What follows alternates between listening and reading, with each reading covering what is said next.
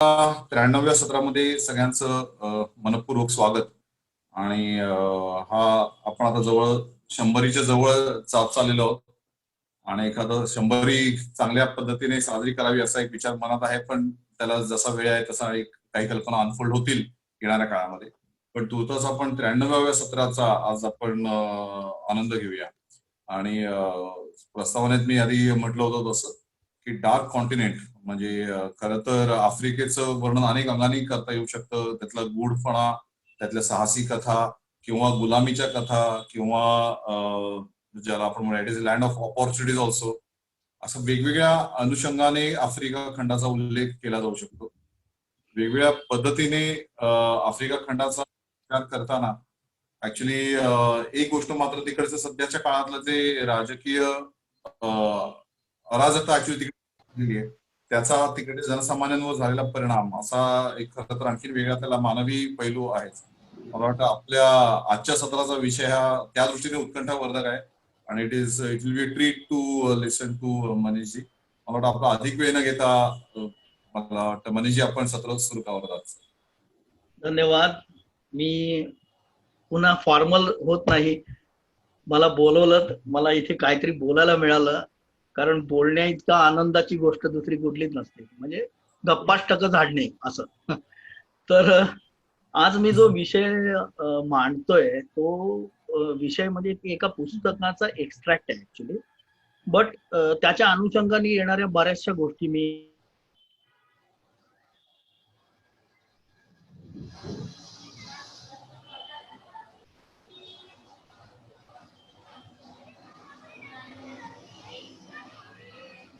हा काय तो मी आधी सांगतो. गाभा असा आहे की आफ्रिकेमध्ये गेल्या 60-70 वर्षात किंवा समजा 70-80 वर्षांमध्ये हॅलो, ऐकायला येत आहे का? ऑडिबल आहे मी? हो, येतंय. ओके. तर गेल्या 60-70-80 वर्षांमध्ये आफ्रिकेतल्या बहुतांश देशांना स्वातंत्र्य मिळाल्यानंतर त्यांचा जो काही पुढे त्यांची काही डेव्हलपमेंट होताना ज्या प्रोसेसेस होत गेल्या त्याच्यामध्ये बऱ्याचशा काळ्या प्रोसेसेस आहेत. काळ्या इन द सेन्स फार जीवाला लागेल अशा पद्धतीच्या घटना तिथे घडलेल्या आहेत आणि 1 आणि 2 कंट्रीज मध्ये नाही.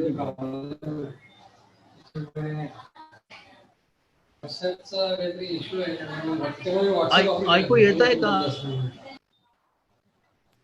तुझं बोलणं ऐकू येत आहे. हो, येते, ऐकू येते ना. ओके. तर आवाज येत आहे. या पुस्तकाचा जो विषय आहे तो, त्या पुस्तकाचं नाव आहे शापित भूमी. शापित भूमी म्हणजे जसं नाव म्हटलं जात आहे त्याप्रमाणेच आहे. ती भूमी इतकी सुंदर आहे, इतकी चांगली भूमी आहे, इतकी सुपीक आहे, एवढ्या नद्या आहेत, एवढी सरोवर आहे, प्रचंड मोठी कोस्टलाईन आहे आणि एवढं असतानाही अक्षरशः मुठभर म्हणता येईल असे देश डेव्हलप झालेले आहेत. एक सेकंद. मुठभर देश स्वतंत्र म्हणजे सगळे देश स्वतंत्र आहेत आता, पण मुठभर देशच फक्त स्वतःची प्रगती करू शकले आणि बाकीच्या देशांना कोणी अडवलेलं नाही आहे प्रगती करायला. परंतु त्यांच्यातल्या ज्या एक सत्ता स्पर्धा आहे किंवा त्यांच्या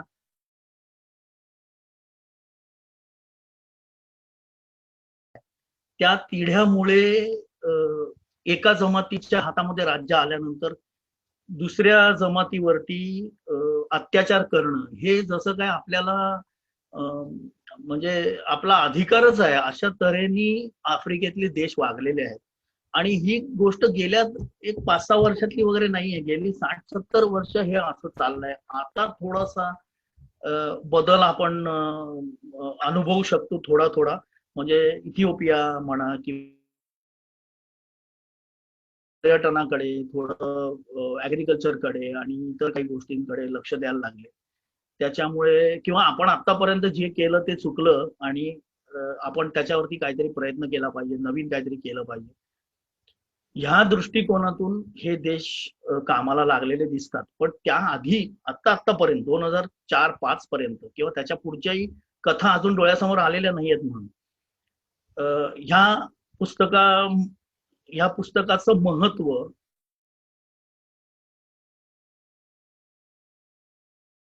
दृष्टीने फार महत्वाचं आहे. या पुस्तकाचे लेखक आहेत उमेश कदम. आपल्या सगळ्यांना आपल्या आधीच्या पिढीचे लेखक बाबा कदम तुम्हाला माहिती असते. बाबा कदमांचे हे चिरंजीव. आणि बाबा कदम सुद्धा खूप रंजक कादंबऱ्या लिहित असत. ते स्वतः ऍडव्होकेट असल्यामुळे बऱ्याचशा कादंबऱ्यांमध्ये वकील आणि गुन्हे आणि काय अशा गोष्टी बऱ्याच आलेल्या आहेत. पण त्यांनी बेसिकली बऱ्याचशा कादंबऱ्या लिहिल्या. हे जे उमेश कदम आहेत हे आता पुण्याला सेटल झालेले आहेत. पण जवळजवळ 25-30 वर्ष त्यांनी रेड क्रॉस मध्ये कायदेशीर सल्लागार इंटरनॅशनल लॉ या संदर्भामध्ये काम केलेलं आहे. आणि त्यामुळे त्यांना ते युरोपातही खूप ठिकाणी फिरले, अमेरिकेत गेले आणि आफ्रिकेमध्ये जेव्हा त्यांना बोलवण्यात आलं तेव्हा आफ्रिकेतले ऑलमोस्ट बहुतेक सगळे देश त्यांनी पायाखालून घातले. कारण रेड क्रॉसला कुणी थांबवू शकत नाही कुठल्याही देशात, कारण शेवटी ती सेवाभावी संस्था आहे. तर त्यामुळे रेड क्रॉसच्या संदर्भात जे काय इंटरनॅशनल लॉज आहेत त्यांच्याविषयीचं काम करण्यासाठी ते अनेक वर्ष रेड क्रॉसमध्ये कार्यरत होते.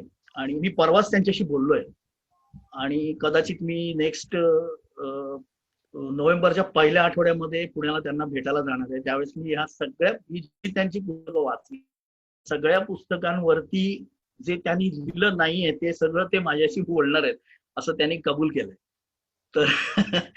तर हे म्हणजे इतकं म्हणजे फारच सुंदर लेखन शैली आहे त्यांची एकतर. आणि ती तर काय म्हणजे पिढीजात आलेली आहे. आणि दुसरं म्हणजे हे जे पुस्तक आहे शापित भूमी, ह्याच्यामध्ये सगळ्या घटना ज्या त्यांनी लिहिल्या आहेत, ज्या ज्या स्टोरीज लिहिलेल्या आहेत त्या सगळ्या स्टोरी प्रत्यक्ष घडलेल्या आहेत. आणि ऑलमोस्ट 90% स्टोरीजच्या बाबतीमध्ये ज्यांच्या बाबतीत ते घडलं ती व्यक्ती यांना भेटलेली आहे किंवा ज्यांनी हे लांबून बघितलं ती व्यक्ती तरी भेटलेली आहे. तर मला असं वाटतं की हे आपलं सत्र झाल्यानंतर प्रत्येकाला असं वाटणार आहे की आपण खूपच बऱ्या परिस्थितीमध्ये आहोत. भारतात राहतोय म्हणजे फार काही कौतुक करण्यासारखं नाहीये. पण म्हणजे कसं मुंगी आणि हत्ती किंवा मुंगी आणि जिराफ यांची तुलना होत नसते. पण तरी आपण बरे असं वाटायची परिस्थिती येईल. इतकी भयानक परिस्थिती गेल्या 50-100 वर्षामध्ये आफ्रिकेने सहन केलेली आहे. खरं म्हणजे आफ्रिका हा जनरली विचार केला तर जे काय 54 देश आहेत टोटल, त्यातले जवळजवळ 1/3 किंवा त्याच्यापेक्षा थोडेसे जास्त देश हे सहारा वाळवंटात मोडतात.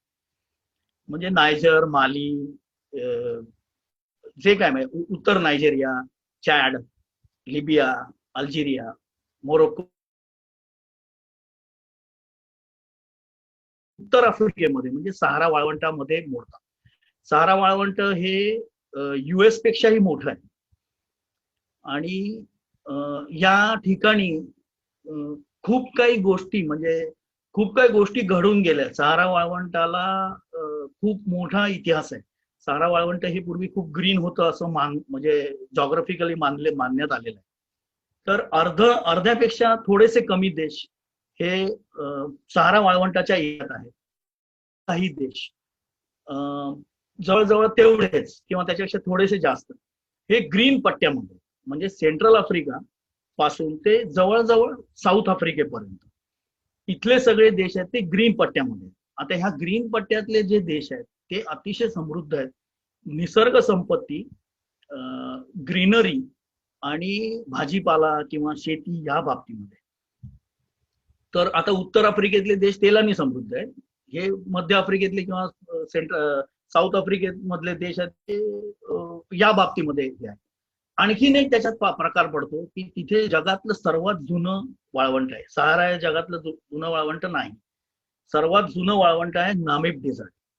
म्हणजे नामिबिया हा जो देश आहे ह्याला ज्याच्यावरनं नाव पडलंय ते नामिब वाळवंट हे आफ्रिका खंडाच्या साऊथ वेस्टला आहे.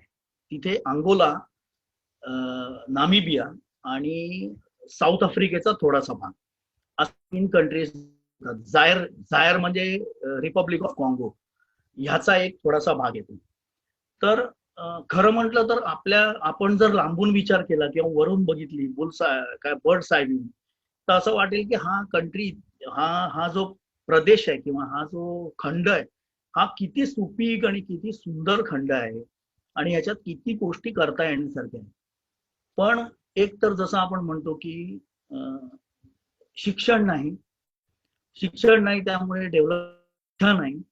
डेव्हलपमेंटची इच्छा नसल्यामुळे डेव्हलपमेंट नाही, आणि शिक्षण नसल्यामुळे आणि फक्त आपल्या जमाती, आपल्या चालीरीती ह्याला पकडून राहिल्यामुळे अनेक देशांमध्ये 2 जमातींमधला संघर्ष आपल्याला बघायला मिळतो. आणि संघर्ष म्हणजे भयानक संघर्ष. मी तुम्हाला 2-3 गोष्टी फक्त पुस्तकातल्या वाचून दाखवतो आणि 1-2 गोष्टी तुम्हाला शेअर करणार. युद्धामध्ये म्हणजे आफ्रिका खंडात किती माणसं गेल्या 50-60 वर्षात गेली आणि कशामुळे गेली बघा. नामिबियाच्या स्वातंत्र्यासाठी 22 वर्ष लढा द्यावा लागला तिथल्या लोकांना. तो गोऱ्या राजवटीने चिरडून टाकायचा प्रयत्न केला. तिथे हजारो लोक मेले. नायजेरियात यादवी युद्धामध्ये 30,000 निरपराध लोक 30 महिन्यात गेले. इथिओपियाच्या 19 तुम्ही हा दिवसभर विदाउट चार्जर घेऊन करत होता? आवाज येत नाही. 2 जाती आहेत. या 2 जमातीमधल्या पिढ्यांमधला म्हणजे वर्षानुवर्ष हिंसाचार झालेला आहे. हजारो लोक त्याच्यात गेलेले. सिएरा लिओनेमध्ये बंडखोर सैनिकांनी कान, नाक आणि हात छाटलेले कमीत कमी 10,000 माणसं आहेत. म्हणजे 10,000 माणसं होती. मॉरिटानियामध्ये गुलामगिरीसाठी नेलेली 6 लाख लोक. मध्य आफ्रिकेत म्हणजे सेंट्रल आफ्रिकन रिपब्लिक याच्यामध्ये दुसऱ्याच्या म्हणजे अमेरिका, रशिया ह्या लोकांच्या मदतीने जगणारे लाखो निराधार. अंगोलाच्या मुक्ती लढ्यात रोज शेकडो लोक गेली. आयव्हरी कोस्टमध्ये हेनरी बेडिये नावाचा जो त्यांचा डिक्टेटर होता तो खोट्या मतपत्रिका छापून बिपून तो जिंकून आला आणि तेव्हा त्यांनी विरोधकांना तुरुंगात डांबून त्यांची कत्तल केली. याचे 1981 फक्त एका वर्षात Angola, Burundi, Congo, Malawi, Mozambique, Rwanda, Tanzania आणि झांबिया एवढ्या देशांमधले 1 लाख बळी. आणि गाबॉनमध्ये, आता गाबॉन तर बऱ्याच सुधारलाय, इथेही जाळपोळ झाल्यामुळे लाखो नागरिकांना घरं सोडून जावं लागलं. या इतक्या बेकार अवस्थेमध्ये आफ्रिका खंडानी हिंसाची दोन्ही रूपं आपल्याला बघायला मिळतात. अत्यंत सत्ता पिपासू आणि सत्तेमुळे सत्तांध झालेली माणसं आणि त्यांनी केलेल्या अत्याचाराला सामाजिक उत्तर म्हणून त्यांच्यासाठी काम करणारी सामाजिक संस्था आणि त्यांच्यातली लोक, ह्या दोन्ही विरोधाभास आपल्याला आफ्रिकेमध्ये बघायला मिळतात. आणि आफ्रिकेमध्ये म्हणजे नुसत्या 2-4 कंट्रीजमध्ये नाही, कारण आफ्रिका खंड हे जवळजवळ नॉर्थ अमेरिका पेक्षाही थोडस मोठं आहे. त्याच्यामुळे आणि 54 देश आहेत. बरं, या 54 देशांमध्ये असे पहिल्या 10 मध्ये श्रीमंत देश कुठलेच येत नाही. पहिल्या 10 जगातले श्रीमंत जे देश आहेत त्यांच्यामध्ये कुठेच आफ्रिकन कंट्री येत नाही. हालाकी त्यांच्याकडे खनिज संपत्ती, हिरे, तेल, भाजीपाला, ऍग्रिकल्चर प्रचंड प्रमाणात होऊ शकतं, तर सुद्धा हे होत नाही. एड्स हा जो रोग आहे याचे जगातल्या रुग्णांपैकी 68% रुग्ण आफ्रिकेत आहेत, आजही आहेत आणि ते वाढत चाललेले. आता ह्याला शिक्षण कमी किंवा ह्याचा काही संबंध नाही. आणि दुसरं म्हणजे आफ्रिका खंडाची लोकसंख्या प्रचंड वाढत चाललेली आहे, म्हणजे त्यांच्या पेसनी. आपण भारताशी किंवा चायनाशी तुलना करायला नको त्याची. आता मी थोडासा पुढे जातो. जगामध्ये हुकुमशाही ही आपल्याला आपण म्हटलं तर तशी रेअरली बघायला मिळते. कारण शिकलेल्या लोकांमध्ये डेमोक्रेसी किंवा सोशलिझम यापैकी एक काहीतरी येतं. तर जगामधल्या आपल्याला हुकुमशाही म्हणजे हिटलर मुसोलिनी पासून आपल्याला माहिती आहे. त्याच्यापैकी आशियामध्ये कंबोडियामध्ये पोलपॉट होता, पनामामध्ये निकोलाय चासेस्कू होता, इंडोनेशियामध्ये सुहार्तो होता, या हुकुमशाह किंवा टर्कीमध्ये केमाल अतातुर्क. आपण आपल्याला यांचाच अभ्यास झालेला आहे. पण आफ्रिकेमध्ये जे कोणी सत्तेवर मतदानाने निवडून आलेले आहेत त्यांच्यातले 80% लोक नंतर डिक्टेटरच झालेले आहेत. ह्याचं उदाहरण बरीचशी उदाहरणं आहेत अशी. तुम्हाला ईदी अमीन ह्या व्यक्तीचं नाव माहिती असेल. ईदी अमीनला काळा हिटलर म्हणतात आणि तो युगांडाचा अध्यक्ष झाला आणि 10-20 वर्ष त्यांनी जे काय सत्ता उपभोगली त्याच्यामध्ये त्यांनी अनन्वित अत्याचार केलेले. म्हणजे त्याची एक व्हिडिओ क्लिप आहे असं मी ऐकलंय, ती आता युट्यूब वरती नसावी, मला माहिती नाही की त्याच्या विरोधात सर्वोच्च न्यायालयाच्या न्यायाधीशांनी जेव्हा व्हर्डिक्ट दिलं तेव्हा सर्वांसमोर त्या न्यायाधीशाला मारून त्याचं पोट चिरून त्याच कॅनिबल असं मानण्यात येतं. आणि ते फ्रान्सच्या एका राजदूतांनी डोळ्यांनी बघितलेलं आहे की याच्या घरातल्या फ्रीज मध्ये माणसांची मुंडकी ठेवलेली होती जी माणसं याने खाल्ली. असा तो ईदी अमीन नंतर जेव्हा सत्ता पालट झाला तेव्हा तो पळून गेला आणि तो कुठे आहे त्याचा पत्ता नाही. तो असं म्हणतात की तो नायजेरियात कुठेतरी आहे म्हणून, किंवा आहे किंवा नाही हेही माहिती नाहीये. तर अशा अनन्वित घटना आफ्रिका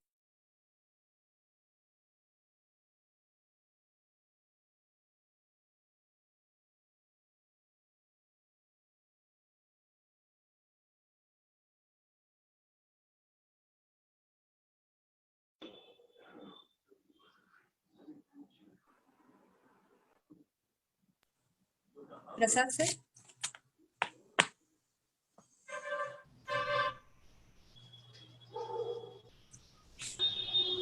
आवाज येत नाहीये का? नाही, आवाज नाही येते. व्हिडिओ पण नुसताच थांबलाय. प्रसाद नाही, सर, आय थिंक ते डिस्कनेक्टेड झालेत. नुसता आवाज. हो हो,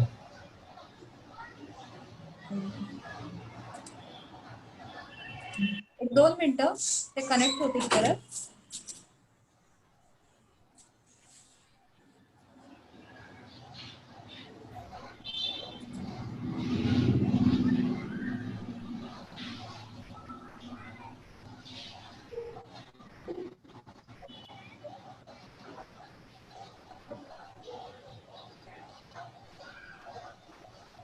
सॉरी, मीच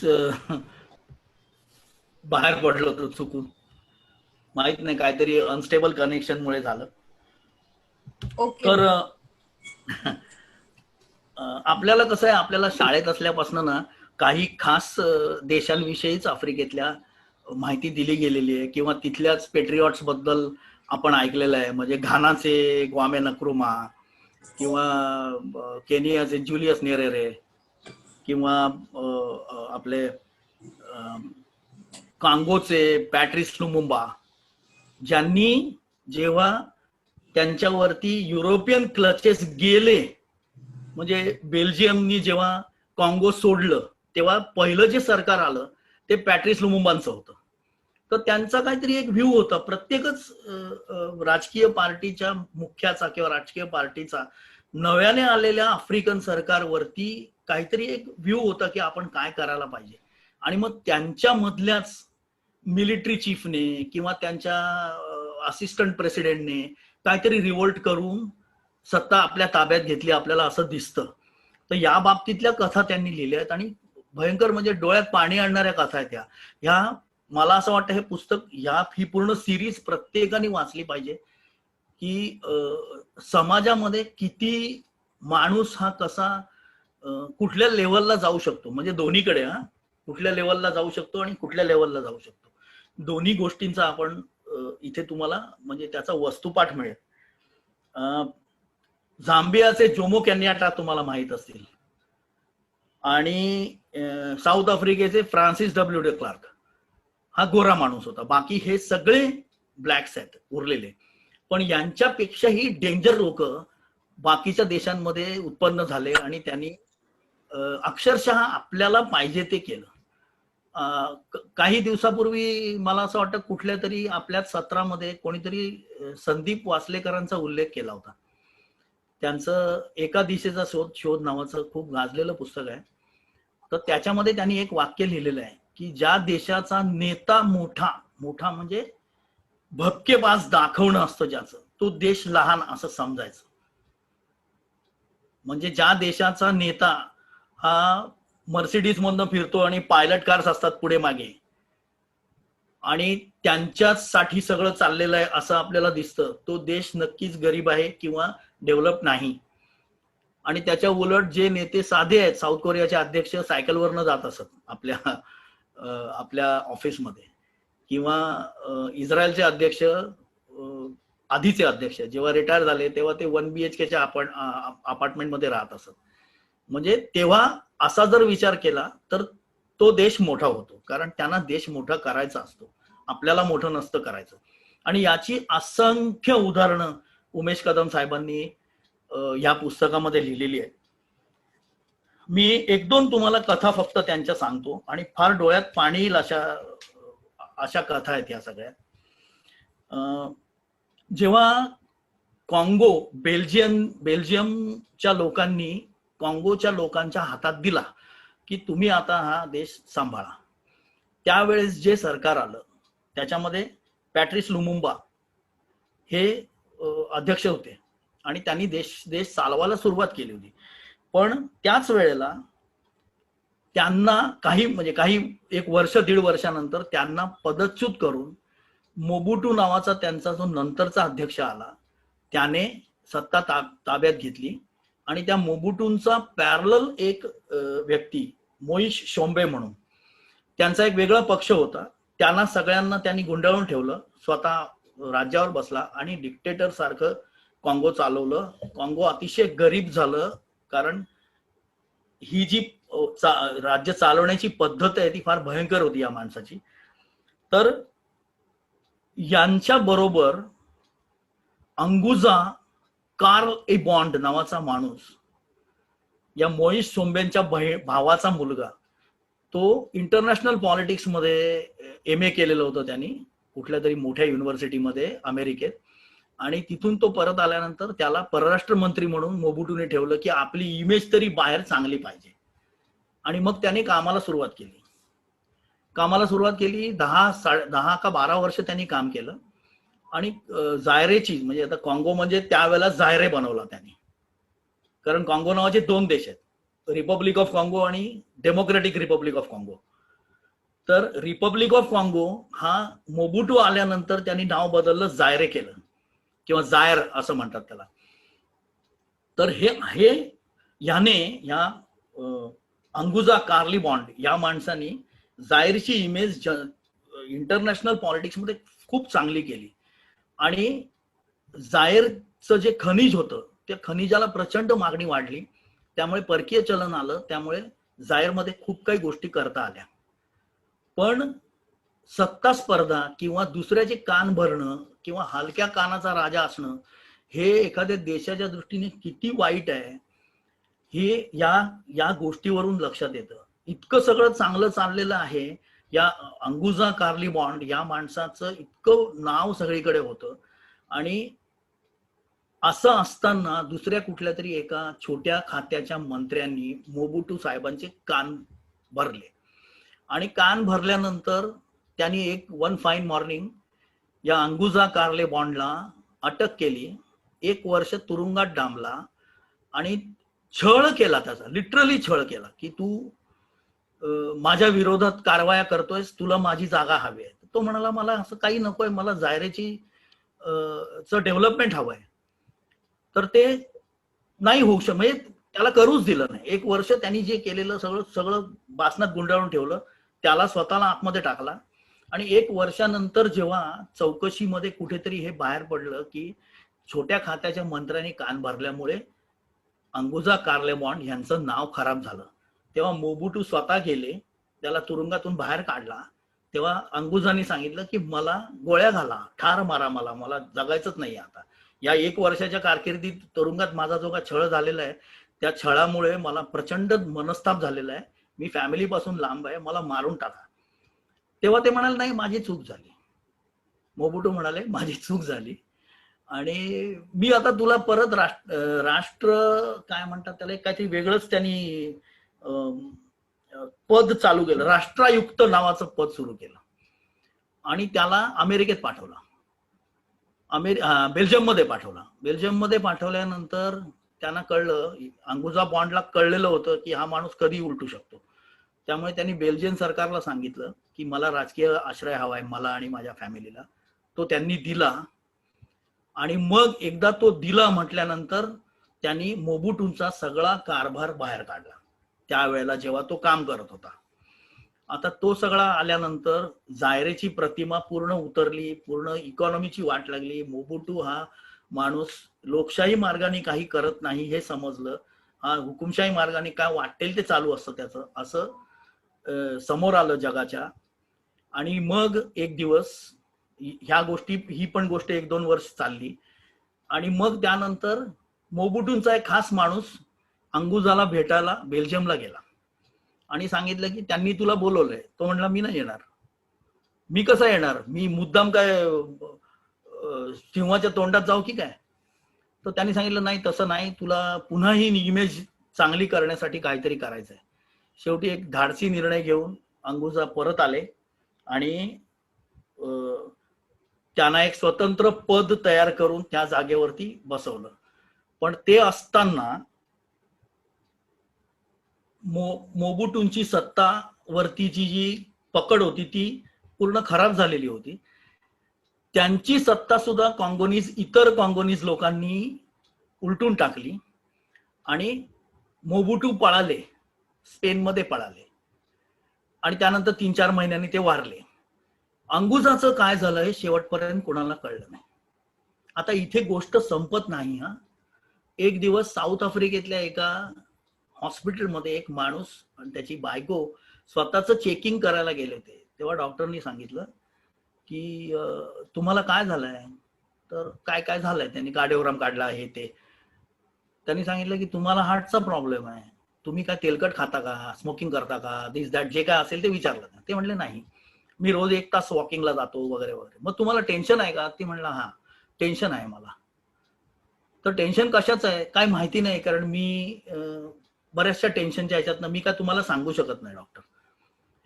मग डॉक्टरने औषधं दिली, त्यांची शस्त्रक्रिया झाली, पण त्यानंतर वर्षभरात ते गेले आणि तो जो माणूस होता तो अंगुजा कार्लेबॉन्ड. अशी गोष्ट लिहिली. इतकं वाईट वाटतं जीवाला हे वाचल्यानंतर. मार्क टेम्पल्टन नावाच्या एका माणसाची स्टोरी लिहिली. He was a black, but तुमच्या वॉशिंग्टन पोस्ट साठी ते काम करायचे आणि आफ्रिकेत होते, ते आफ्रिकेत डेप्यूट झालेले होते. तर टांझानिया आणि रवांडा या देशांच्या सीमेवर एक पूल आहे, त्या पूलवर उभं राहून ते बघत होते की तुम्हाला माहित असेल 1993 मध्ये रुवांडामध्ये खूप मोठी कत्तल झाली होती. हुतू आणि तुत्सी म्हणून 2 जमाती आहेत, त्यांच्यातले वाद होते आणि त्या वादामध्ये खूप लोकांचे जीव गेले. तर ते पुलावर उभे असताना जवळजवळ 1 तासात हजारो मृतदेह त्या नदीतून वाहत वाहत पुढे चालले आहेत. हे बघून मार्क टेम्पल्टन अक्षरशः रडायला लागले की माझ्या मातृभूमीचं काय चाललंय, हे काय होतंय माझ्या मातृभूमीत. आणि मग त्यांच्या डोक्यात ते पकडलं गेलं की एकतर अर्ध्या ह्याच्यात, म्हणजे जेव्हा अमेरिका स्थापला गेला किंवा युरोप खूप वरच्या लेव्हलला होता, त्यावेळेस सेनेगल मधून, गाबॉन मधून, कॅमेरून मधून अनेक लोक गुलाम म्हणून नेले जायचे आणि त्यांच्यावरती प्रचंड म्हणजे हाल अपेष्टा त्यांनी तिकडे सहन केल्या, त्यांनी काम केलं आणि ती जी पॉप्युलेशन आहे त्यांच्यातली जी पुढच्या पिढ्या आहेत त्याच्यामध्ये हे मार्क टेम्पल्टन तिथेच राहिलेले अमेरिकेत. तर त्यांनी असं लिहिलंय की मार्क टेम्पल्टनना असं वाटलं की मी जर इथे असतो तर मी यांच्यातलाच कोणीतरी राहिलो असतो, म्हणजे ह्यांच्यातलाच कोणीतरी मी मेलो असतो यांच्या बरोबरच. आणि ते त्यांच्या मनाला एवढं लागतं की नंतर काही वर्षांनी ते आजारपणाची रजा घेऊन परत अमेरिकेला जातात. तर तेव्हा त्यांची मिसेस त्यांना म्हणते की तुम्ही नीट नाही आहात, नेहमीसारखे नाही आहात. तर ते म्हणतात की मी सेनेगलच्या जवळ एक बेट आहे गोरी नावाचं, त्या गोरी बेटावर जे साखळदंड लावलेले जे गुलाम होते त्यांचं स्मारक आहे ते बघायला गेलो होतो, त्याच्यामुळे माझी मनस्थिती आणखीनच खालावली. तर त्यामुळे आणि मला असं सारखं वाटतंय की मी माझ्या देश बांधवांसाठी, माझ्या आफ्रिकी बांधवांसाठी मी काही करू शकलो नाही आणि मग त्यांच्या मनावर त्याचा परिणाम होत गेला. मीनव्हाईल जॉर्ज पोल्क नावाच्या एका पत्रकाराच्या स्मृतीप्रित्यर्थ एक पुरस्कार दिला जायचा. तो या वॉशिंग्टन पोस्ट कडून मार्क टेम्पल्टनना दिला गेला, पण ते प्रकृती अस्वास्थ्याने जाऊ शकले नाही.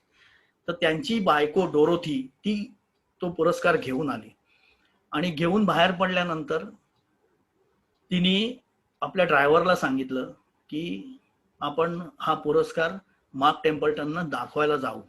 आणि शेवटची लाईन अशी आहे की ती तो पुरस्कार घेऊन न्यूयॉर्क मधल्या सर्वात मोठ्या मानसोपचार हॉस्पिटलमध्ये गेली. मार्क टेम्पल्टन यांच्या डोक्यावर परिणाम झाला होता.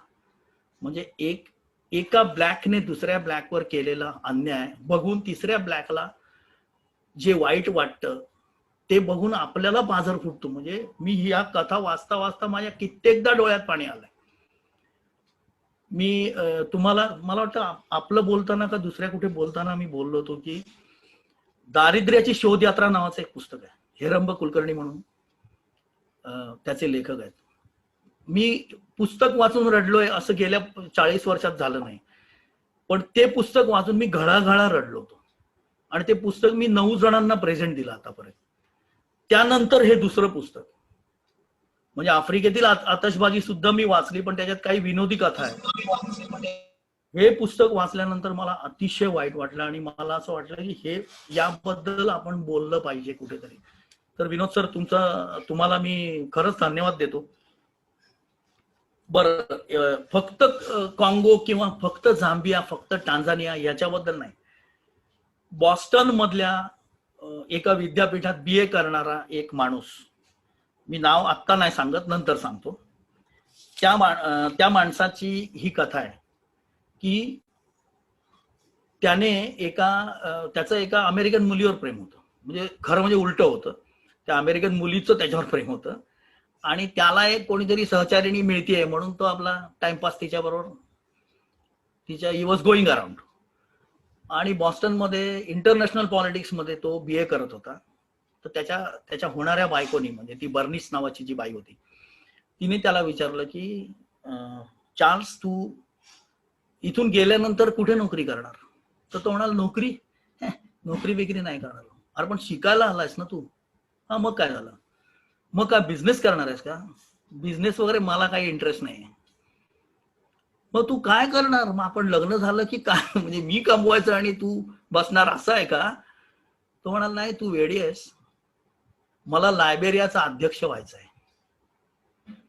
वेस्टर्न आफ्रिकेत लायबेरिया नावाचा लेसर नोन देश आहे, जास्ती लोकांना माहिती नाही. हा चार्ल्स टेलर नावाचा माणूस आहे अजून.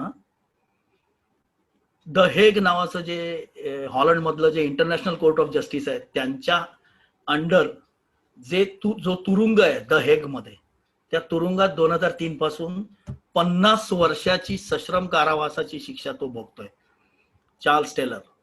आणि तो माणूस, ही गोष्ट मी सांगतोय, बर्निसनी विचारलं त्याला, ही गोष्ट 1972 सालची आहे.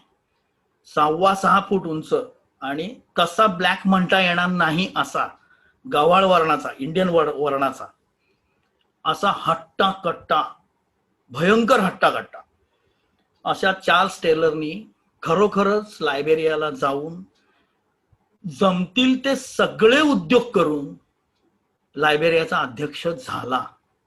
बरं, लायबेरियाचा अध्यक्ष होताना त्याने बर्निसला दिलेली जी काय लग्नाची आणाभाका होत्या त्या सगळ्याला त्याने चुना लावला. त्या बर्निसला त्याच्यापासून एक मुलगा झाला, त्याने तो मुलगा मागवून घेतला. लायबेरियात आपला कोणीतरी आपल्या नंतर पाहिजे म्हणून त्याने त्या मुलाला बोलवून घेतलं.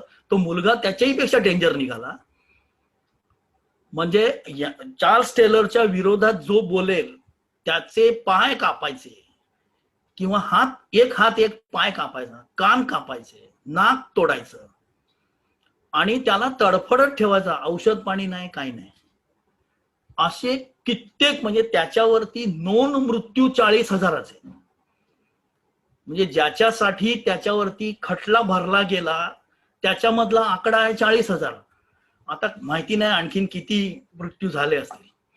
आणि लायबेरिया ही आपल्या बापाची मिळकत असल्यासारखा त्यांनी वापरला देश. जो उलट बोलेल त्याला गायबच करून टाकायचा. जे मोबुटूने काँगोमध्ये केलं, रॉबर्ट मुगाबेने झिम्बाब्वेमध्ये केलं, तेच ह्याने लायबेरियात केलं. आणि आजूबाजूच्या देशांमध्ये जर बंडाळी होत असेल तर त्या बंडाळीला हा पैसे पुरवायचा, हा शस्त्रास्त्र पुरवायचा, की तिथे पण अशीच परिस्थिती राहिली पाहिजे. मग त्या चार्ल्स टेलरवर नंतर खटला भरला गेला. 2003 पासून तो 50 वर्षाच्या कारावासात आहे. ही एक आणखीन गोष्ट. अशा खूप काही गोष्टी आहेत. अंगोला हा वेस्ट आफ्रिकेतला आणखीन एक मोठा देश, खूप मोठा देश. अंगोला आणि नामिबिया यांच्यामध्ये कायम प्रॉब्लेम होते, कारण तिथे मध्ये एक छोटासा एरिया आहे जो आपला आपण म्हणतो ना काश्मीर, जरा काय म्हणतात डिफरंट टेरिटरी आहे किंवा डिस्प्युटेड टेरिटरी आहे. तशी ती अंगोला आणि नामिबियाच्या मध्ये कॅबिंदा नावाची एक डिस्प्युटेड टेरिटरी आहे. तर या अंगोलामध्ये मेंगिस्तू नावाचा अध्यक्ष होता. त्या मेंगिस्तूच्या बद्दलचं लिहिलेलं आहे त्यांनी. त्याच्या मंत्रिमंडळात दावीद वोल्डे नावाचा माणूस होता, जो अंगोला बद्दल खूप खूप मनापासून विचार करत असे की अंगोला मोठा झाला पाहिजे. कारण अंगोलामध्ये हिऱ्याच्या खाणी आहेत, प्रचंड प्रमाणात तेल आहे, युरेनियम आहे, कोस्टलाईन मोठी आहे अंगोलाची, आणि Angola is a beautiful country. तर तुम्ही बघितलं असेल, अंगोलन मुली या ब्युटी कॉन्टेस्ट मध्ये खूप पुढे जातात. म्हणजे मिस वर्ल्ड वगैरे होतात की नाही मला माहित नाही, पण त्या पहिल्या 10 मध्ये एक तरी अंगोलन मुलगी असतेच. आता अंगोला ही फ्रेंच कॉलनी होती.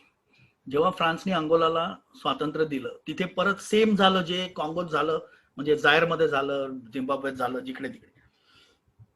तर तिथे हा दावीद बोल्डे एका हॉटेलमध्ये, अंगोलाची राजधानी आहे लुआंडा, त्या लुआंडामध्ये एका 5 स्टार हॉटेलमध्ये या मेंगिस्तूच्या हस्ते अंगोलन सौंदर्यवतींना त्यांची ती काय म्हणतात रॅम्प वॉक होती.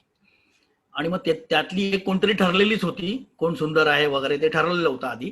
तिला काहीतरी जनरल नॉलेज बद्दल प्रश्न वगैरे विचारले आणि मग ती काहीतरी 10 मुलींमधनं तिला सिलेक्ट करून तिला इंटरनॅशनल स्टेजला पाठवलं. हे सगळं हा दावीद बोल्डे आणि एक पत्रकार दोघे मिळून बघत होते आणि सांगितलं की अरे, या दोघांचं बोलणं झालं की अरे, लाखो रुपयाचं अन्न वाया घालवतायत, लाखो डॉलर्सचे हिरे त्या मुलीच्या गळ्यात आणि असं घातलेलं आहे, वाटेल तेवढी दारू इथे पाण्यासारखी वाहते आहे, आणि अंगोलामध्ये इतर परिस्थिती काय आहे. तर त्या दावीद वोल्डेने असं म्हटलं की आपल्या देशामध्ये जे कचऱ्यामध्ये अन्न शोधणारी मुलं, मग त्यांनी असं लिहिलंय की हे सगळं सौंदर्य स्पर्धा चालू असताना माझ्या मनाच्या बॅकसाइडला मला काय दिसत होतं की कचऱ्यामध्ये अन्न शोधणारी मुलं किंवा आपल्या पाठच्या भावंडांसाठी काहीतरी करायला मिळावं म्हणून वेश्या व्यवसाय करणारी मोठी बहीण, किंवा आई वडील त्यांना ह्याच्यात मारून टाकलंय म्हणून मग सगळी जबाबदारी घेतलेली मोठी मुलं, अशी इतकी गरिबी, ह्या सगळ्या गोष्टी असताना हा माणूस काय करतोय. मग काय झालं की या दावीत वोल्डेनी मेंगिस्तूची भेट घेतली आणि सांगितलं की आपल्या देशाची परिस्थिती वाईट आहे, तर आपण संयुक्त राष्ट्रसंघात किंवा युरोपियन कंट्रीजना हे आव्हान करूया का की आम्हाला पैशाची गरज आहे. तेव्हा त्यांनी सांगितलं काही गरज नाहीये. सॉरी, हे मी अंगोला नाही, मी इथिओपियाबद्दल सांगतोय, सॉरी. तर आपल्या देशाला अशी गरज आहे आणि मोठा दुष्काळ पडलेला आहे आणि पैसे नाहीये, तर आता काय करायचं. तर मी काही म्हणजे आपण काही करूया का. तर त्यांनी सांगितलं काही गरज नाहीये, माणसं मरतात तर निसर्गाचा नियम आहे, काय मोठा अगदी काय त्यात कौतुक करण्यासारखं नाहीये. माणसं मरतात म्हणजे 10 लाख माणसं गेली 1984च्या दुष्काळामध्ये. पण माणसं मरतात तर काही कौतुकाची गोष्ट नाही, ते होतं, निसर्ग आपला समतोल राखतो असं वगैरे त्याला उत्तर दिलं. मग दावीत वोल्डेनी काहीतरी कारण सांगून तो युरोपला गेला आणि तिथे काही प्रायव्हेट लोकांशी म्हणजे पॉलिटिकल लोकांशी प्रायव्हेटली चर्चा करून त्यांनी सांगितलं आमच्या देशाची परिस्थिती वाईट आहे, तुम्ही काहीतरी करा, अन्न नाहीये खायला. म्हणजे त्यांनी असं लिहिलंय की 10,000 माणसांना पुरेल एवढं अन्न जिथे ज्या गोडाऊन मध्ये होतं तिथे 1 लाख लोकांनी लाईन लावली होती रोज. कसे आम्ही देणार, काय करणार, आणि आम्ही काही देऊच शकत नाही. आणि दिलं तर काय, मक्याच्या कणसाचा असा लगदा आणि दुधाची पावडर, याच्या पलीकडे द्यायला काही नाहीच आहे आमच्याकडे. ते या दावीत बोल्डेने जाऊन आवाहन केलं. लगेच मदतीचा ओघ सुरू झाला. मदतीचा ओघ अन्नाच्या स्वरूपात सुरू झाला. गहू आला युक्रेनमधनं, कुठून तांदूळ आला, कुठून मका आला, अमेरिकेतनं दूध आलं, म्हणजे दुधाची भुकटी आली. मग ते सहरासच सेटल झालं. मग या दावीत वोल्डेला इथिओपियाच्या अध्यक्षांनी मेंगिस्तूनी बोलवलं आणि सांगितलं तू कशाला बडबड केली तिकडे जाऊन, तुला मारूनच टाकला असता मी खरं म्हणजे, पण तू माझ्या सर्कल मधला म्हणून वाचलास. तू म्हणला साहेब तुम्हाला आता मदत येते ना इथून, मग एक काम कर ना, आता हे सगळं मी घेतो म्हणजे आय विल टेक ओव्हर. त्यांनी टेक ओव्हर केलं आणि आदिस अबाबा म्हणजे इथिओपियाची राजधानी, तिथून इथिओपियन रेडिओवरनं, इथिओपियन टीव्हीवरनं आणि डायरेक्ट पत्रव्यवहाराने त्यांनी युरोपियन कंट्रीजना आणि अमेरिकेला कळवलं की आम्हाला जर अन्नाच्या ऐवजी डॉलर्समध्ये जर तुम्ही पैसे पाठवलेत तर ते जास्त चांगलं होईल, म्हणजे आम्हाला ते सॅग्रेगेट करता येतील आणि कुठे कुठे आमच्या याच्यात इन्फ्रास्ट्रक्चरमध्ये गरज आहे, आणखीन कुठे गरज आहे, तर आम्ही ते तसं वापरू शकू. आणि त्यांनी दावीतला सांगितलं की असं असं मी सांगितलेलं आहे. तो म्हणाला कॅशची मदत घेऊन उपयोग नाही, आपल्याला आता अन्नाची आवश्यकता आहे. मग आपण अन्न घेऊ शकतो ना, असं काही नाहीये. लगेच $10 कोटी एक पहिला हप्ता आला. $10 कोटी. तर त्यांनी आपल्या सैन्य प्रमुखाला बोलवलं आणि सांगितलं अरे ते सोमालियावरती आपल्याला युद्ध चालू आहे ना, तर ते युद्धाला आपल्याला काय लागणार आहे आणखीन, नाही आपल्याला विमानं लागणार आहेत, घेऊन टाक. म्हणून तो $10 कोटी चेक तिथे वळवला. आणि एक सेकंद हा शिवा, हा एक मिनिट, एकच मिनिट हा.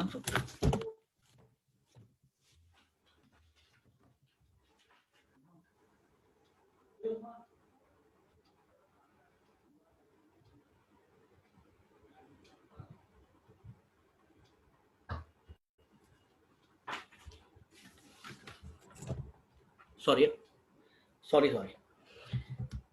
तर हे असे पैसे वळवलेले बघितल्यानंतर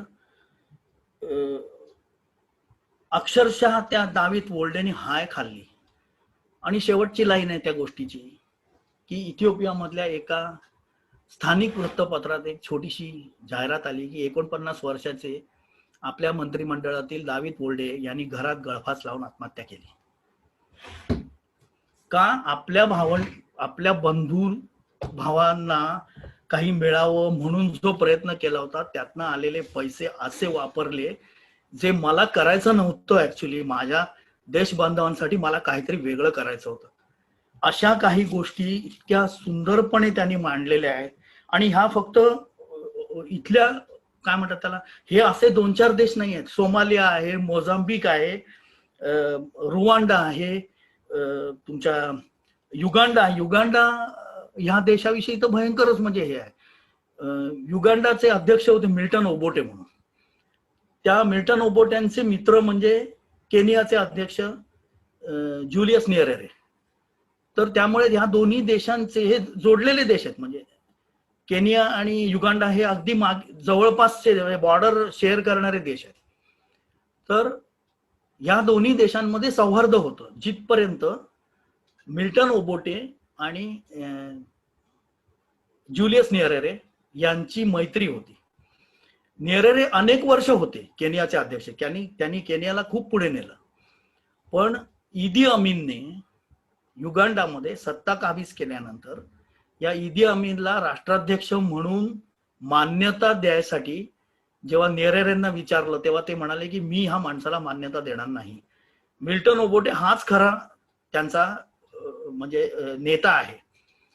त्यानंतर युगांडा आणि केनिया यांच्यात ऍक्च्युअल युद्ध झालं. ते नंतर युनायटेड म्हणजे युएननी ते नंतर सगळं रफादफा झालं. पण त्याच्यामध्ये युगांडाचं प्रचंड नुकसान झालं. इव्हन आफ्रिकेमधली जर तुम्ही दोन देशांमधली, यादवी तर कायमच आहे, सगळ्या देशांमध्ये यादवी आहे, जिबौटीमध्ये आहे, अनेक देशांमध्ये आहे. नाही म्हणाला शांत देश आहेत, मी तुम्हाला नंतर सांगतो की कोणते देश शांत आहेत म्हणून. तर हे जी युद्ध झाली ना त्याच्यामध्ये युगांडा आणि केनिया किंवा सोमालिया आणि इथिओपिया अनेक वर्ष 1-1.5-2 वर्ष युद्ध चालू होतं. आणि ह्याच्यात गंमत अशी आहे की एका राजकीय पार्टीला सोव्हिएत युनियनचा पाठिंबा असतो आणि त्यांच्या विरोधात जे बंडखोर आहेत त्यांना अमेरिकेचा पाठिंबा असतो. आता समजा विरोधक जागेवर बसले आणि ते अमेरिकेचं ऐकेना झाले की अमेरिका पाठिंबा काढून घेते, त्या जागेवर सोव्हिएत युनियन पाठिंबा देतं. म्हणजे जे पूर्वी त्या पार्टीला देत होते तोच पाठिंबा आता सोव्हिएत युनियन इकडच्या पार्टीला देते. आणि ते केल्यामुळे ही जी अनरेस्ट ठेवण्याची जी प्रोसेस आहे ना ती प्रोसेस कंटिन्युअस चालू आहे आफ्रिकेमध्ये. बरं असं आहे की अनरेस्ट ठेवल्याशिवाय आपले आर्म्स अँड अम्युनिशन्स कशी विकली जाणार, आणि ती विकली गेली नाही, जगात युद्धच झाली नाही, शांतता पसरली, तर युद्धजन्य गोष्टी बनवणाऱ्या कंपन्यांचं काय होणार शेवटी. म्हणून आता इथे आपल्याकडे शिक्षण आहे की, म्हणजे शिक्षणाचा पूर्णपणे बट्ट्याबोळ झालेला आहे ह्या तुमच्या विचारामुळे. बरोबर आहे ना. 1870 सालचा एक बिझनेसमन हान्स बारॉफ, ज्याच्याबद्दल मी माझ्या पहिल्या सत्रात सांगितलं होतं 5 मिनिट बायोग्राफी मध्ये. हान्स बारॉफ तो 2 देशांमध्ये युद्ध लावत असे, पण तो युरोपातल्या देशात लावत असे. दोन्ही कट्टर, दोन्ही पैसेवाले देश होते. इथे सगळेच गरीब देश, खूप डेव्हलपमेंट करायची बाकी असे देश. आणि असं असताना सुद्धा रशिया आणि अमेरिकेला कुठेही त्याच्यात शांतता प्रस्थापित व्हावी या सदहेतूने कुणीही काहीही केलेलं नाही, फक्त आपला फायदा बघितलेला आहे. आणि हे ऍक्च्युअली सगळीच जण हेच करतात. माणूस आहे तिथे तो स्वतःचा फायदाच बघणार, त्याविषयी काही म्हणजे नवीन काही नाही त्याच्यामध्ये. इव्हन सुदानमध्ये आता 2004-2005 मध्ये नॉर्थ सुदान आणि साऊथ सुदान 2 पार्ट पडले आणि 2 देश तयार झाले. कारण नॉर्थ सुदान आहे अरेबिक म्हणजे मुस्लिम आणि साऊथ सुदान आहे ख्रिश्चन. आता हे ऍक्च्युअली धर्म असं काहीही आफ्रिकेत नव्हतंच पूर्वी. 1500-1600 सालपासून माली बिली या देशांमध्ये धर्म नावाची गोष्टच नव्हती. हे जेव्हा इस्लामिक लोक तिथे पोहोचले नॉर्दर्न आफ्रिकेमध्ये, त्यांनी तिथल्या लोकांना इस्लामची दीक्षा दिली. आणि तसे मिशनरी जेव्हा साऊथ आफ्रिकेमध्ये पोहोचले, डेव्हिड लिव्हिंगस्टन असतील किंवा जॉन म्यूर असेल, कोणी असेल, हे लोक जेव्हा साऊथला पोहोचले तेव्हा त्यांनी ख्रिश्चन धर्माची हे दिली. म्हणजे हे जे नाव आहे रॉबर्ट मुगाबे, आता मुगाबे हे ओरिजिनल नाव आहे, रॉबर्ट हे काय त्याचं नाव नव्हे. तर असे सगळ्या देशांमध्ये असं काहीतरी झाल्यामुळे अनरेस्ट कायम ठेवलेली आहे त्यांनी. एक सेकंद.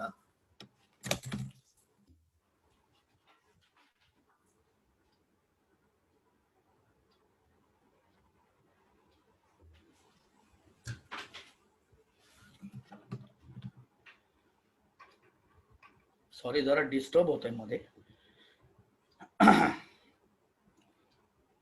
लिबियाचा अध्यक्ष होता कर्नल गडाफी. तो जेव्हा हुकुमशाह झाला तेव्हा त्याला हुकुमशाह व्हायचं नव्हतं पहिले. लंडन मधल्या एका नाईट क्लब मध्ये तो जेव्हा शिकत होता तेव्हा ती पोरं सॅटर्डेला मजा करायला म्हणून ते एका नाईट क्लब मध्ये गेले होते आणि तिथे लिबियाचा राजा इद्रिस हा पैसे उडवतोय आणि खूप खर्च करतोय असं दिसलं.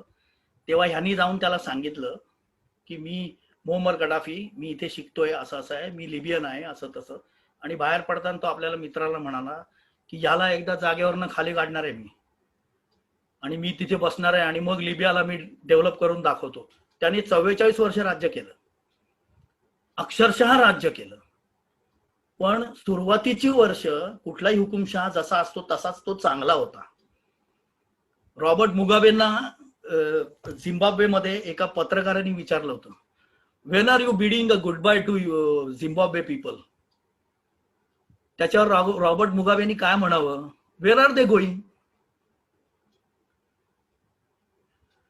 हा एक अत्यंत आचरट माणूस होता. रॉबर्ट मुगाबेचे फनी कोट्स असं जर तुम्ही युट्यूबला टाकलं तर त्याचे कोट्स बघून तुम्हाला नुसतं हसायला नाही येणार, तुम्हाला कीव येईल त्या माणसाची.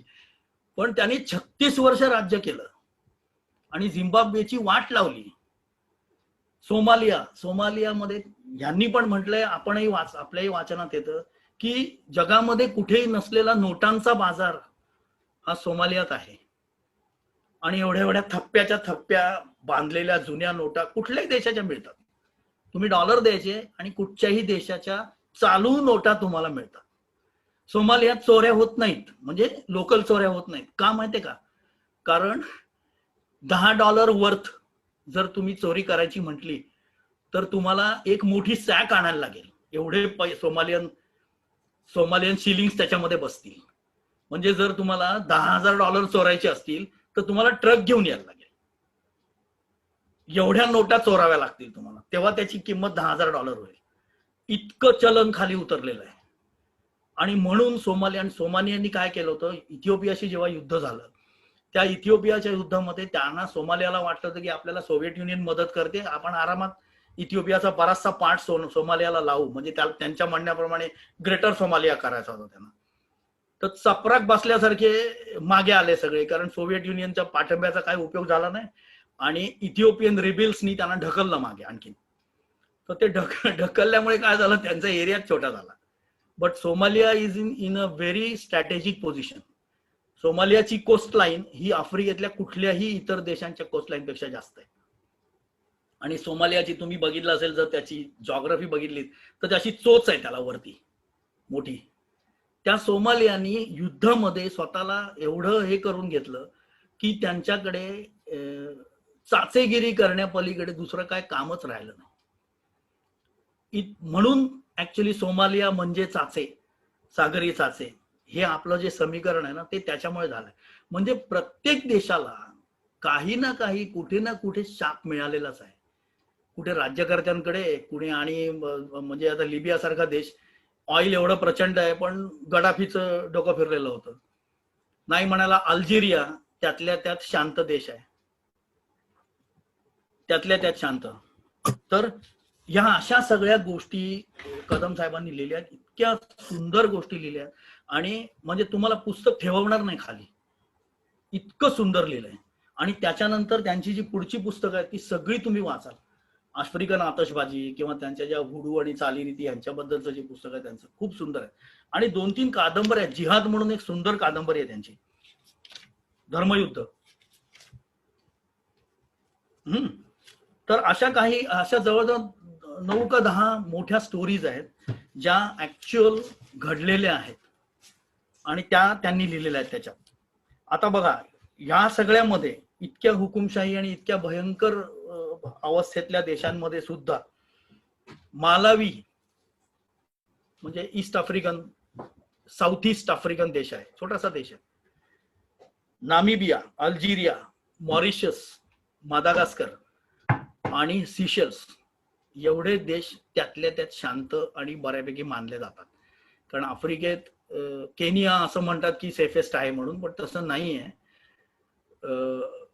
आफ्रिकेतला सर्वात रिच देश आहे नायजेरिया. बिकॉज नायजेरियाकडे युरेनियम आहे, ऑइल आहे, खूप काही गोष्टी आहेत. आणि नायजेरियाचे पूर्वीचे अध्यक्ष होते, मला तर लक्षात नाही, वासलेकरांच्या पुस्तकात वाचलेलं आहे त्यांचं नाव. त्यांनी देशाबद्दल खूप काही गोष्टी चांगल्या केलेल्या.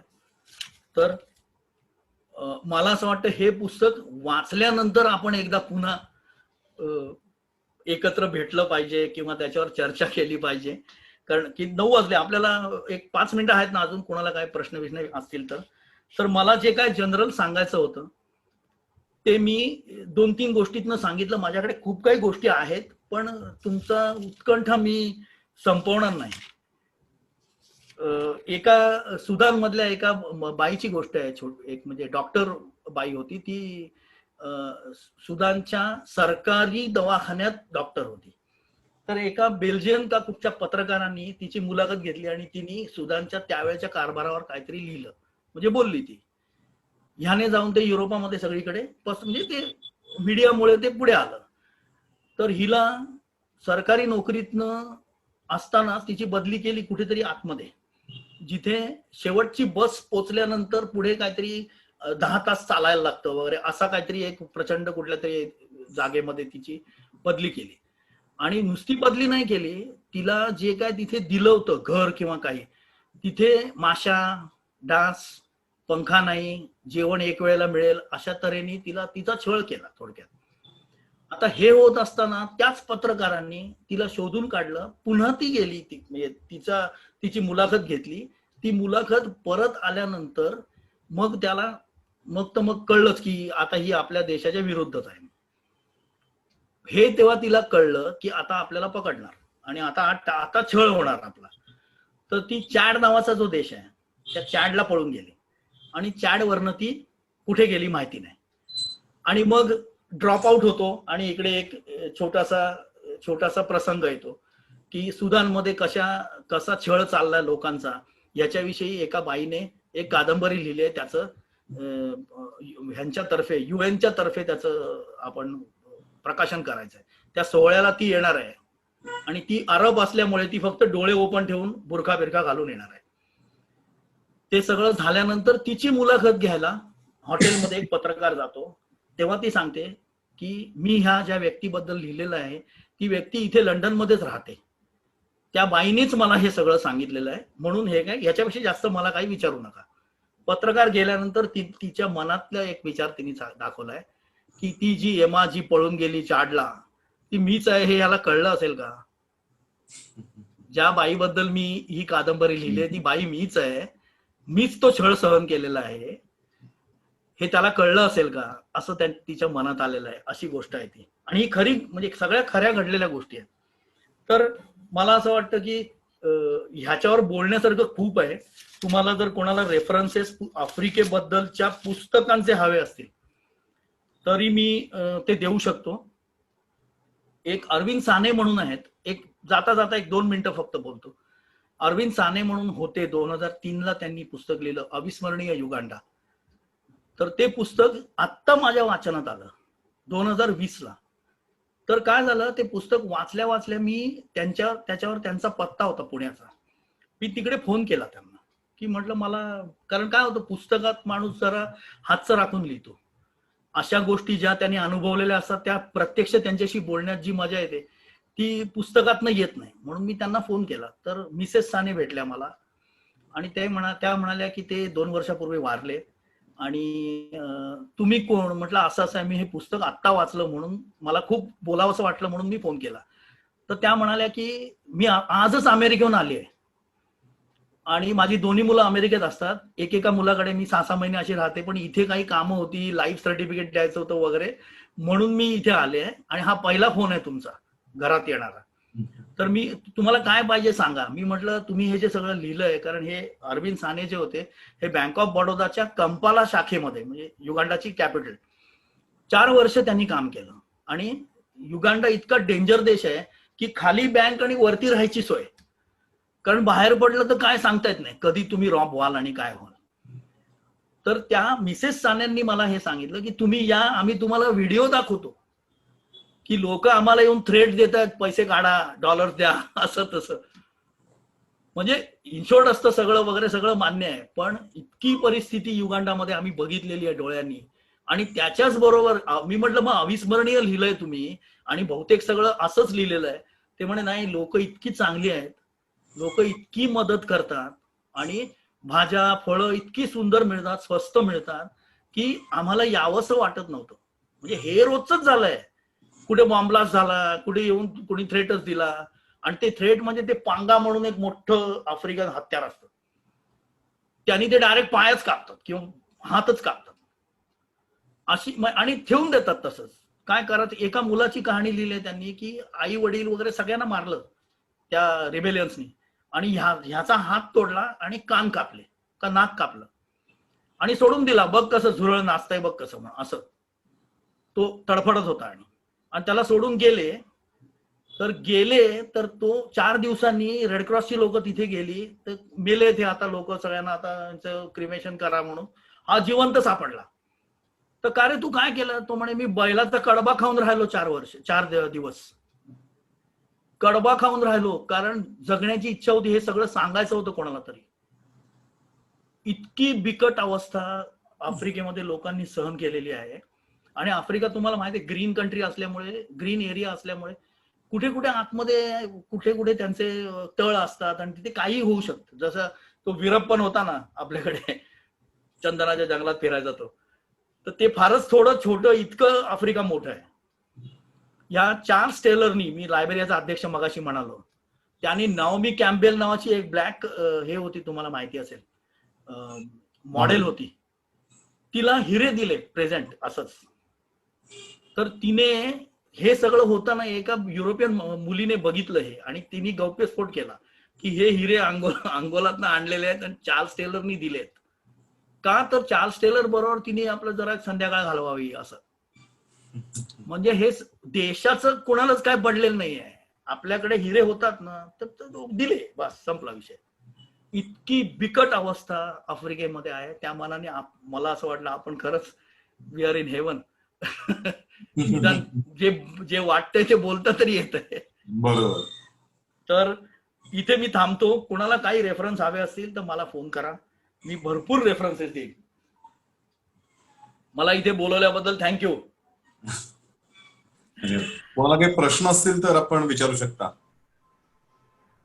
मला या पुस्तकाविषयी स्पेसिफिक नाहीये, पण मागच्या वर्षी का त्याच्या मागच्या वर्षी इथिओपियाच्या राष्ट्राध्यक्षांना नोबेल पुरस्कार मिळाला होता, तर त्या प्रोसेस बद्दल आपण काही वाचलंय का किंवा काही माहिती आहे का? नाही, मी माझ्या आता एवढ्यात वाचनात नाही आलेलं.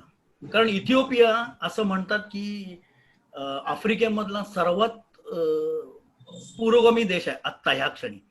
फास्टेस्ट डेव्हलपिंग इकॉनॉमी आहे. फास्टेस्ट डेव्हलपिंग म्हणजे नायजेरिया इज डेव्हलप्ड त्या मानाने.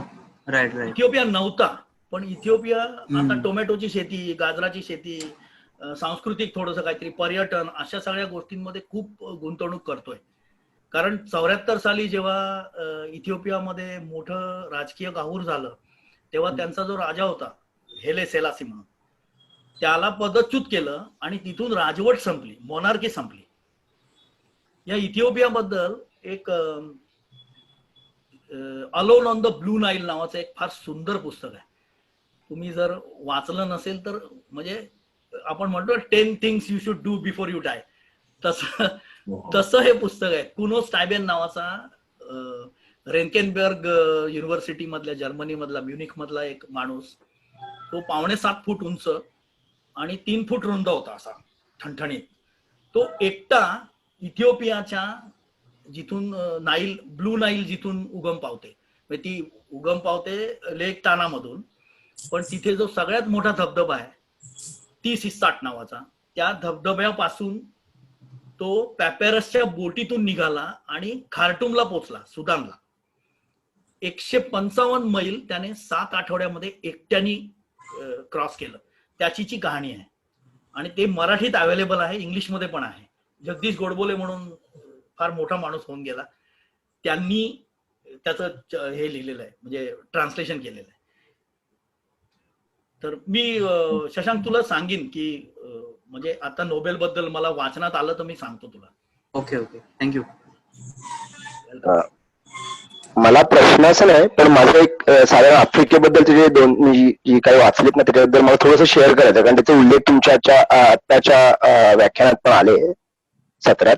तर जस्ट थोडंसं सांगतो. आता मध्यंतरी मी एक अशीच म्हणजे साधी फेसबुकचीच पोस्ट होती, अगदी डिटेल नाही सांगत, पण त्यांनी फक्त मॅप दाखवलेला आफ्रिका खंडाचा, आणि साधारण एक्झॅक्टली हाफ ऑफ नाही, पण मे बी 60-40 उत्तर आणि दक्षिण. उत्तरेचा साधारण 60% भाग हा इस्लामी आहे, बरोबर. आणि खालचा 40-45% दक्षिणेचा भाग हा ख्रिश्चन आहे. आणि त्यांनी पोस्टमध्ये पूर्ण प्रोसेस दिलेली, कशी जसं तुम्ही म्हणालात काही वर्षांपूर्वीपर्यंत तिथे धर्म वगैरे काही नव्हतं. ते अगदी खरं. म्हणजे ते म्हणायचं तिकडे एक आफ्रिकेत जोक पण आहे की आम्ही गेलो तेव्हा मिशनरी भेटले आम्हाला, मिशनरी सांगितलं की डोळे मिटा, आपण प्रार्थना करूया. तेव्हा त्यांच्या हातात क्रॉस होते आणि आमच्याकडे जमिनी होत्या. मग डोळे उघडल्यावर बघितलं तर आमच्या जमिनी त्यांच्याकडे होत्या आणि त्यांचे क्रॉस आमच्याकडे आमच्याकडे. बरोबर आहे, बरोबर आहे. तर तसं ते त्यांनी ती पूर्ण प्रोसेस दिलेली, कसं त्यांनी स्टेप बाय स्टेप केलं. आणि अजून एक दुसरं मला हवं की रवांडाचं जे एक साधारण असं एक मानलं जातं की आता हॉटेल रवांडा पिक्चर बऱ्याच जणांनी बघितलं असेल, वाचलं असेल, की हुतू आणि तुत्सी जमातींमध्ये इंटरनल जे यादवी युद्ध झालं, सिव्हिल वॉर झालं, त्यामुळे लक्षावधी लोक गेले. पण त्याचं म्हणजे ते यादवी युद्ध झालं हे एक ठीक आहे, पण यादवी युद्धामुळे झालेलं आहे. यादवी युद्धाचं तत्कालीकरण अतिशय भयानक आहे, की साधारणतः म्हणजे मी अगदी थोडक्यात सांगतो की जो रवांडा देश आहे तो कृषी प्रधान आहे पहिल्यापासून, आणि जंगल संपत्तीने नटलेला अगदी. तर त्याच्यात एक मिनिट हा, तर त्याच्यात काय त्यांचं तिकडे प्रामुख्याने कॉफीचं पीक घेतलं जायचं. बरोबर आहे. नजर वळली आणि त्यांच्या लक्षात आलं की याच्यातनं आपल्याला अमाप पैसा मिळत, त्यामुळे त्यांनी कॉफीच्या पिकावर तिकडच्या शेतकऱ्यांना भर द्यायला लावला. त्यामुळे जसं पूर्वी काही वर्षांपूर्वी अमेरिकेत जसं जिकडे बघावं तिकडे मका होता, तद्वत आफ्रिकेत बघावं तिकडे कॉफीचं पीक त्यांनी घ्यायला सुरुवात केली. आणि मग ते इकडनं घेऊन परदेशात ते स्वस्तात विकायचं, ते सगळं नेहमीच झालं सुरू. त्याच्यानंतर साधारण 1989च्या सुमारास त्यांनी म्हणजे आंतरराष्ट्रीय कॉफी मार्केट मध्ये काहीतरी गडबड झाली. तर त्यामुळे जवळपास त्यांचं 75% निर्यात कॉफीची होती रवांडाची, आणि सगळं त्यांची अर्थव्यवस्था बऱ्यापैकी कॉफीवर अवलंबून होती, कॉफीच्या निर्यातीवर. आणि 1989 मध्ये कॉफीचं मार्केट, आंतरराष्ट्रीय मार्केटमध्ये कॉफी पडली, आणि त्यांना जे उत्पन्न मिळायचं ते डायरेक्ट 20% आलं. म्हणजे आधी जे जवळपास 75% त्यांना हे व्हायचं, निर्यात व्हायची, आणि त्याच्यातनं उत्पन्न यायचं जीडीपीचं, ते थेट निम्म्यापेक्षा म्हणजे 1/3 पेक्षाही खालच्या याला आलं, पातळीला आलं. तर त्यामुळे मग तिकडे अर्थातच सगळं बेरोजगारी, सगळे हैराण, कुंबळे, कोणाकडे काही म्हणजे उत्पन्नाचं साधन नाही, पैसे संपलेले. अशा वेळेला मग एका बाजूने फ्रान्स आणि दुसऱ्या बाजूने अमेरिका, असे दोघांनी 2 आक्रमणं केली. आणि म्हणजे थोडक्यात एकाने हुतू जमातीला हाताशी धरलं, आणि दुसऱ्या तुत्सी जमातीला. हा, आणि मग ते आंतरराष्ट्रीय पटलावर त्यांनी काय रंगवलं की नाही बाबा, त्यांचं इंटरनल अंतर्गत यादवी अंतर्गत नाहीये.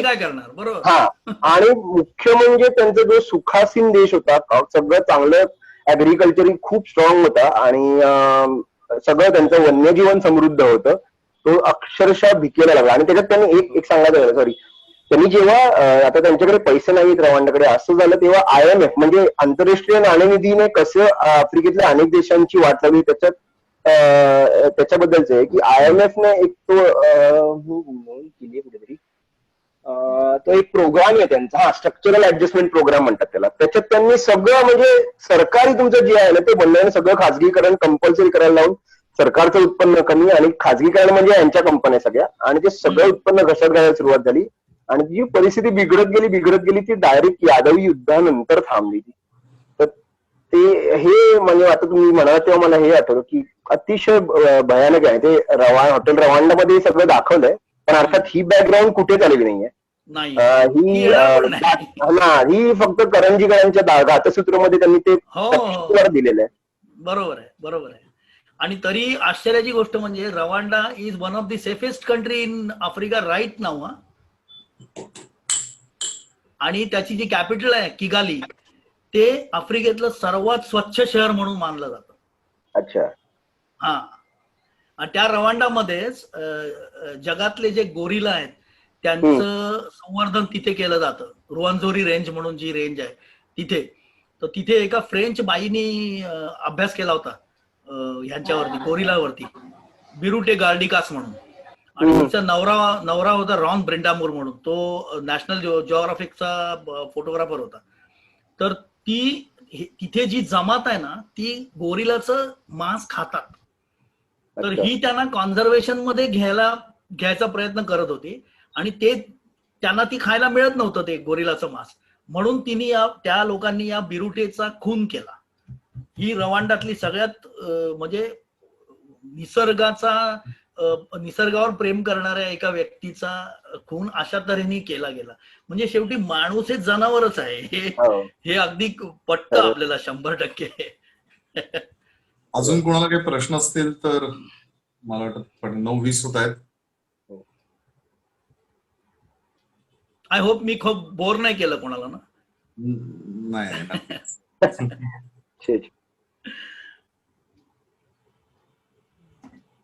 मला एक कुठल्या नेटफ्लिक्सवर का कुठे एक पिक्चर बघायला होता. It was about the migration of African जूज टू इस्रायल.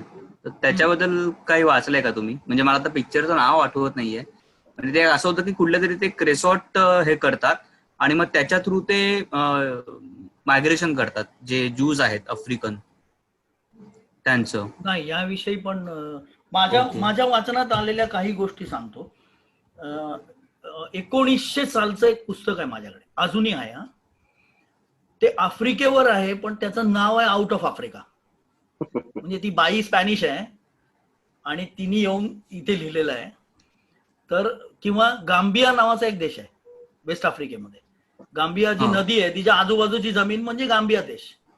त्या गांबियामध्ये तिथला राजा आणि त्यांना मार्टिन जॉन्सन आणि ओसा जॉन्सन या दोघे जाऊन कसे भेटले, आणि तो कॅनिबल होता, आणि मग कसं काय ते पुढचं, त्याच्यामध्ये तिने कॅनिबल लँड नावाची एक हे आहे, तिचं पुस्तक आहे, मार्टिन जॉन्सन आणि ओसा जॉन्सनचं.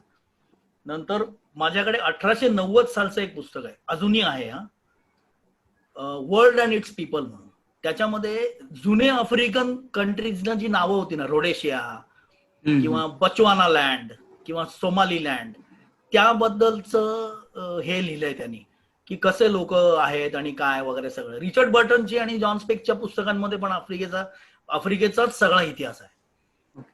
रिचर्ड बर्टन, जॉन स्पेक किंवा काय त्याचं नाव, Henry Morton Stanley, David Livingstone, ह्या सगळ्या लोकांच्या पुस्तकांमध्ये आफ्रिकाच आहे.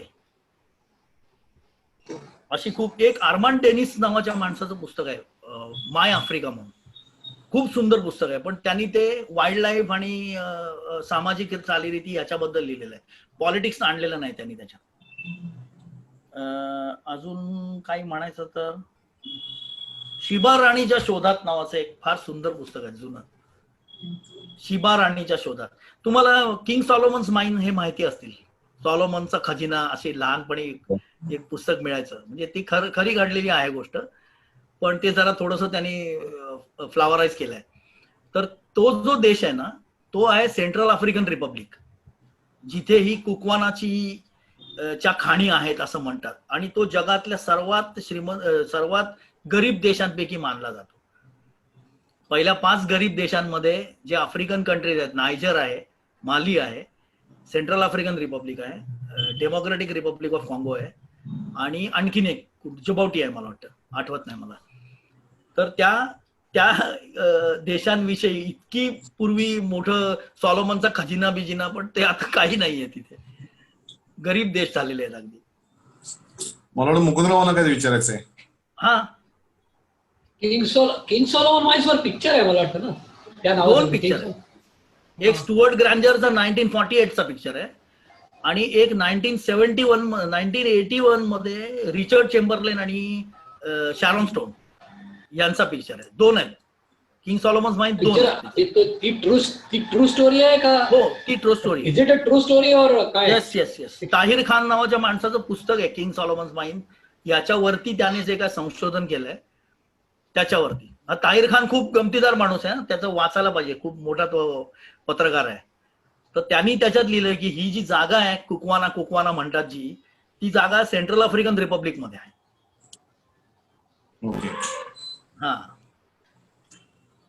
मला वाटतं अजून कोणाला काही प्रश्न नसतील तर आपण 9, 20, 25 झालेले आहेत. हो. आपण इकडेच थांबूया. पुढच्या सत्र नवीन विषय, नवीन पुस्तक कुठलं तरी असेल आणि नवीन वक्ता असेल. आजचं सत्र अर्थातच खूप छान झालं. मनपूर्वक धन्यवाद. आणि Thank you. पुढेही तुमच्या सत्रांचा आम्हाला लाभ मिळत राहील याची मला खात्री आहे. जरूर. आणि नक्कीच आपण गुड नाईट. Good night. चलो, थँक्यू, सगळ्यांना बाय. शुभेच्छा. येस.